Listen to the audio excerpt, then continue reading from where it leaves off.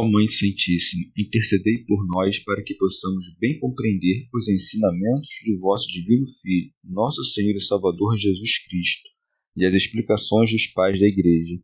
Ó Virgem Imaculada, ofereço-vos este trabalho e peço que abençoeis aqueles que o ouvirem, e que seja para a maior honra e glória de Deus. Amém. Senhor onipotente, purificai o meu coração e os meus lábios. Vós, que purificastes os lábios do profeta Isaías com o carvão em brasa, e dignai-vos, por tal modo, purificar-me com a vossa misericórdia, para que possa dignamente anunciar o vosso santo Evangelho. Por Jesus Cristo, nosso Senhor. Amém. Senhor, abençoai-me. Que o Senhor resida no meu coração e nos meus lábios, para que anuncie digna e convenientemente o seu Evangelho. Amém. Evangelho de Nosso Senhor Jesus Cristo, segundo São Lucas. Parábola do semeador. Reunindo-se numerosa multidão que de cada cidade vinha até ele, Jesus falou em parábola. O semeador saiu a semear sua semente. Ao semeá-la, uma parte da semente caiu ao longo do caminho. Foi pisada e as aves do céu a comeram.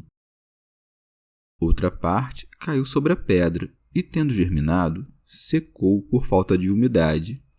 Outra caiu no meio dos espinhos, e os espinhos, nascendo com ela, abafaram-na. Outra parte, finalmente, caiu em terra fértil, germinou e deu fruto ao cêntuplo. E, dizendo isso, exclamava: Quem tem ouvidos para ouvir, ouça. Porque Jesus falava em parábolas. Seus discípulos perguntaram-lhe o que significaria tal parábola. Ele respondeu: A vós foi dado conhecer os mistérios do reino de Deus, aos outros, porém, em parábolas, a fim de que vejam sem ver e ouçam sem entender. Explicação da parábola do semeador. Eis, pois, o que significa essa parábola. A semente é a palavra de Deus. Os que estão ao longo do caminho são os que ouvem, mas depois vem o diabo e arrebata-lhes a palavra do coração, para que não creiam e não sejam salvos. Os que estão sobre a pedra são os que, ao ouvirem, acolhem a palavra com alegria, mas não têm raízes, pois creem apenas por um momento e, na hora da tentação, desistem. Aquilo que caiu nos espinhos são os que ouviram, mas, caminhando sob o peso dos cuidados, da riqueza e dos prazeres da vida, ficam sufocados e não chegam à maturidade. O que está em terra boa são os que, tendo ouvido a palavra com coração nobre e generoso, conservam-na e produzem fruto pela perseverança. Comentários dos Pais da Igreja. Teofilacto Diócrida. O que Davi predissera na pessoa de Cristo, conforme os Salmos, abrirei em parábolas a minha boca, é o que o Senhor cumpre nesta passagem, e por isso é dito: reunindo-se numerosa multidão que de cada cidade vinha até ele, Jesus falou em parábola. Ora, o Senhor fala por meio de parábola, em primeiro lugar, para tornar os ouvintes mais atentos, pois costumavam os homens exercitar sua inteligência nas coisas obscuras, ao mesmo tempo em que menosprezavam as manifestas, e, em segundo lugar, para que os indignos não apanhassem o sentido místico das suas palavras. Orígenes.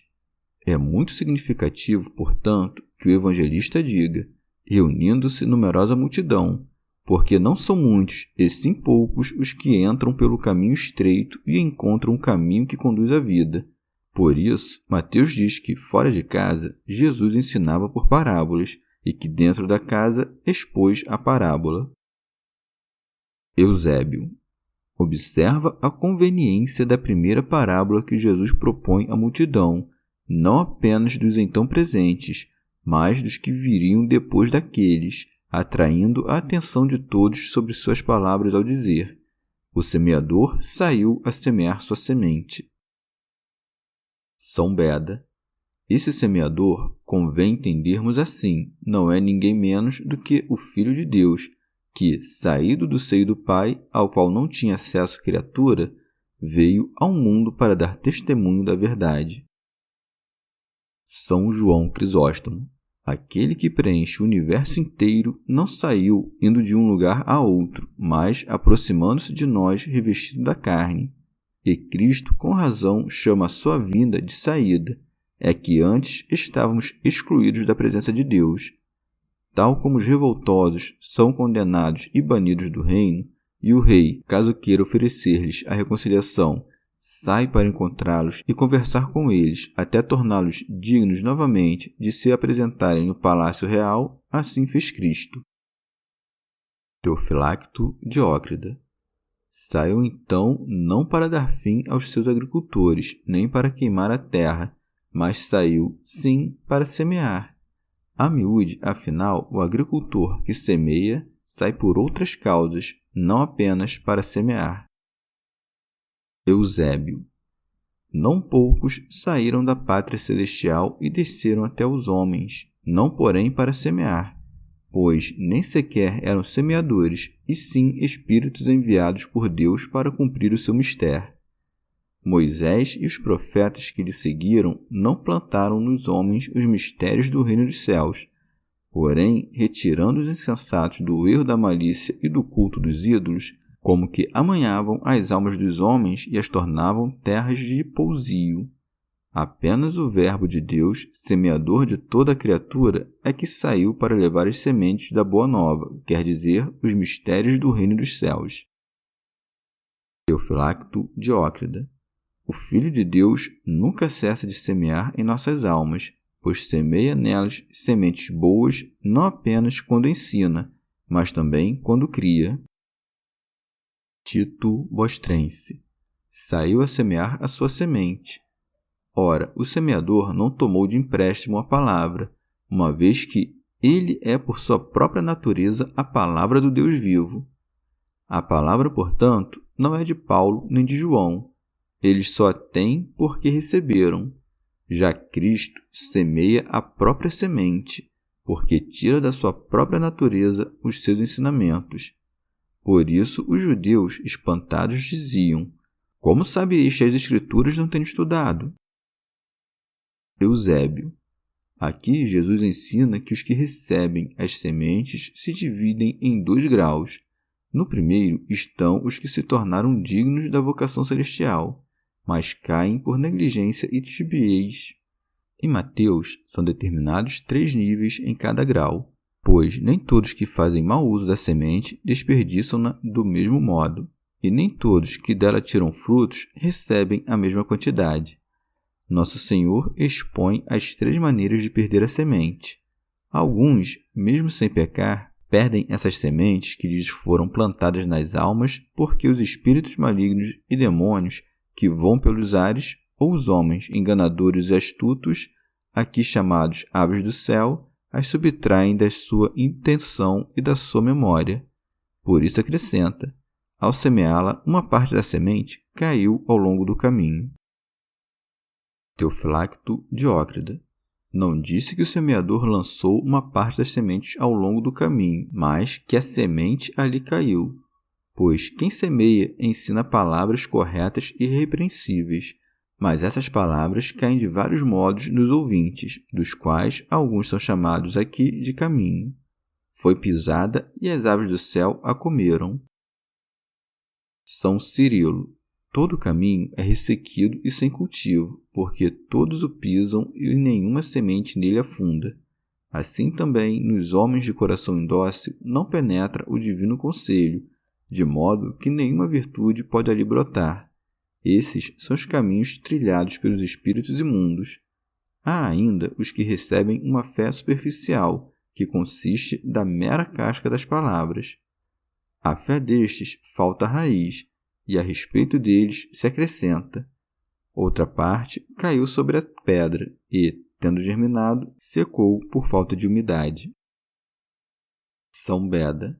O pedregulho é o coração duro e indócil. A umidade está para a raiz que cresce da semente, assim como, em outra parábola, o óleo está para as lâmpadas das virgens. Tudo isto representa o amor e a perseverança na virtude. Eusébio. Em alguns, ainda, a avareza, a busca de prazeres e as preocupações mundanas acabam por sufocar a semente que lhes foi confiada. Estes são chamados de espinhos, e a seu respeito é que se acrescenta. Outra caiu no meio dos espinhos, e os espinhos, nascendo com ela, abafaram-na. São João Crisóstomo. Como os espinhos não deixam a semente germinar, mas por sua espessura a sufocam, assim as preocupações da presente vida não deixam a semente espiritual dar fruto. Ora, deveria ser insultado o agricultor que espalhasse as sementes sobre espinhos, pedregulhos e caminhos.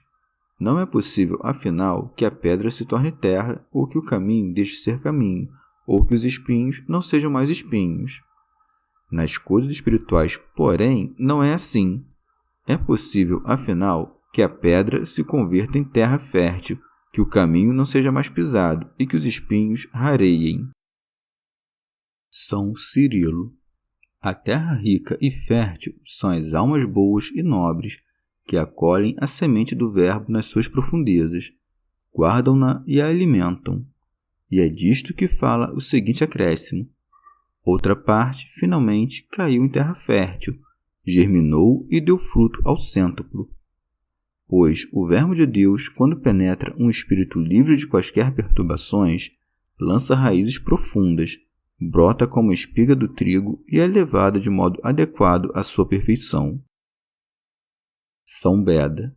Por fruto cêntuplo ou 100 por 1, devemos entender um fruto perfeito, pois o número 10 sempre significa a perfeição, já que de 10 preceitos consta o cumprimento da lei. Ora, 10 multiplicado por si mesmo dá 100, e por isso o número significa uma grande perfeição. São Cirilo. Ouçamos o sentido da parábola daquele mesmo que a inventou. Por isso segue. E dizendo isso, exclamava: quem tem ouvidos para ouvir, ouça. São Basílio.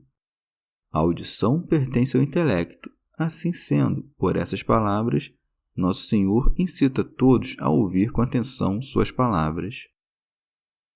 São Beda. Sempre que encontramos essa advertência, quer no Evangelho, quer no Apocalipse de São João, devemos entender que as palavras em torno têm um sentido místico e devem ser sondadas com maior atenção.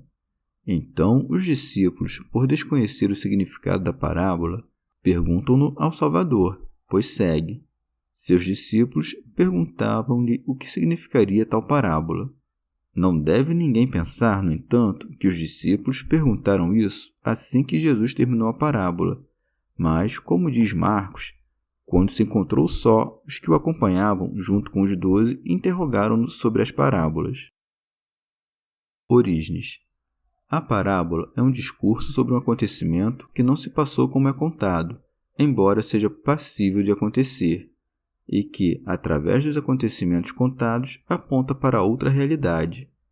O enigma, por sua vez, é um discurso contínuo em que algo é narrado como se tivesse acontecido, porém nem aconteceu nem é possível, mas tem algum significado oculto, como no livro dos Juízes.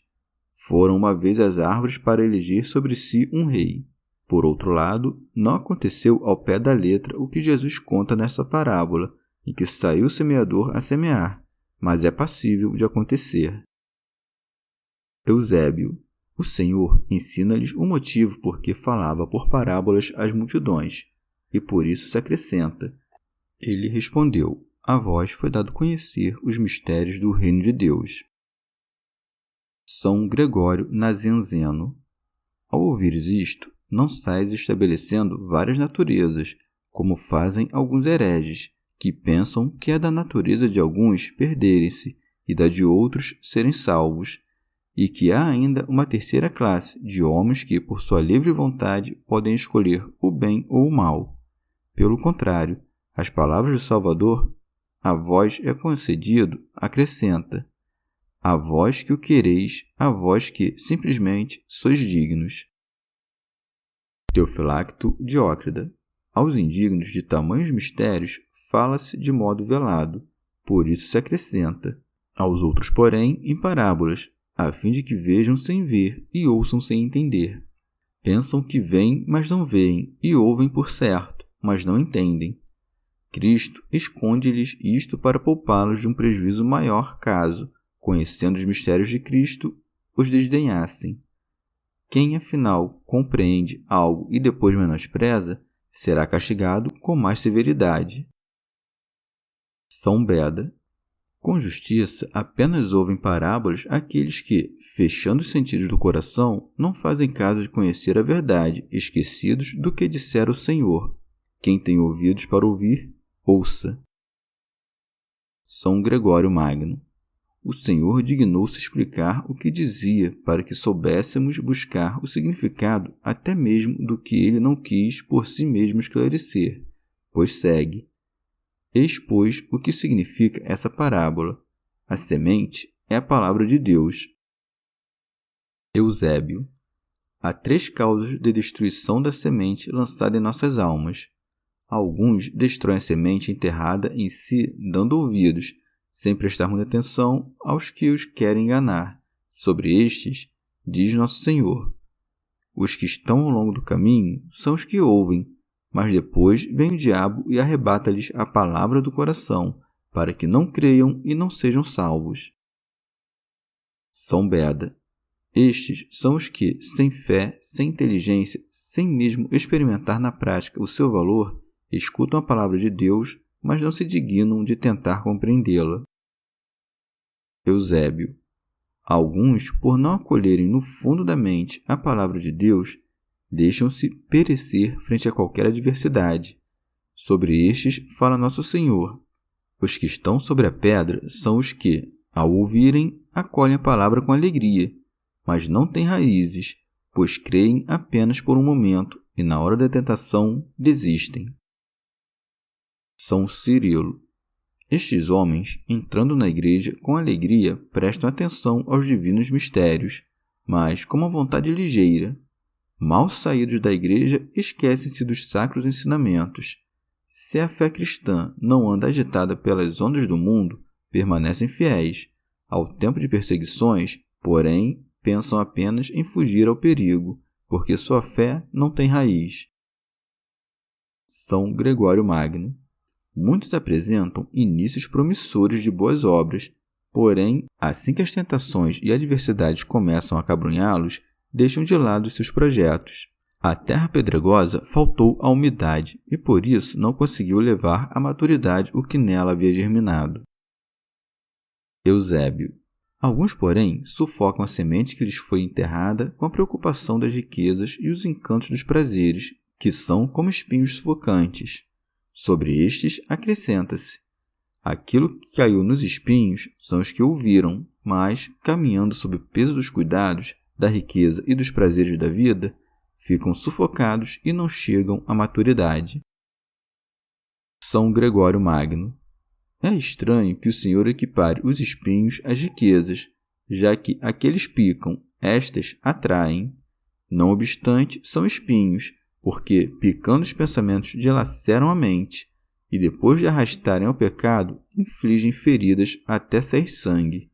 Ora, são 2 as coisas que ele associa às riquezas: os cuidados e os deleites, porque, através da preocupação, oprimem a mente e, através da abundância, a dissipam. Além disso, sufocam a semente, porque estrangulam a garganta da mente com pensamentos importunos, não deixando que o bom desejo entre no coração. É como se proibissem a entrada do sopro vital. Eusébio. Nosso Senhor disse estas coisas por sua presciência, e os fatos as verificam. Não é por outro motivo, afinal, que muitos abandonam os preceitos da reverência a Deus, senão por algum daqueles preditos por Cristo. São João Crisóstomo. Para abarcar em poucas palavras muitas coisas, todos esses tipos abandonam bem, uns por serem negligentes em ouvir, outros por serem delicados e fracos, outros ainda por terem se tornado como que escravos dos prazeres e das coisas do mundo. É boa esta ordem que parte do caminho, passa pelo pedregulho e acaba nos espinhos, pois há necessidade primeiro de memória e cautela, depois de fortaleza, por fim de menosprezo pelas coisas presentes. Em seguida, Nosso Senhor estabelece a boa terra como contrária ao caminho, ao pedregulho e aos espinhos, acrescentando que o que está em terra boa são os que, tendo ouvido a palavra com coração nobre e generoso, conservam-na e produzem fruto pela perseverança. Pois os que estão ao longo do caminho não retêm a palavra, mas o diabo lhes rouba a semente. Os que estão no pedregulho, por sua fraqueza, não suportam com paciência as investidas das tentações. Os que estão nos espinhos não dão fruto, mas são sufocados. São Gregório Magno. A terra boa, portanto, dá fruto através da perseverança, porque não podemos fazer nenhum bem se não tolerarmos com equanimidade os males dos próximos. Dão fruto, pois, por sua perseverança, porque, recebendo os açoites com humildade, após os açoites, são acolhidos com gozo no descanso celestial. Chegamos ao fim de mais um dia de comentários da Catena Áurea. Muito obrigado por ficarem até aqui, que Nossa Senhora derrame suas graças sobre nós e até amanhã.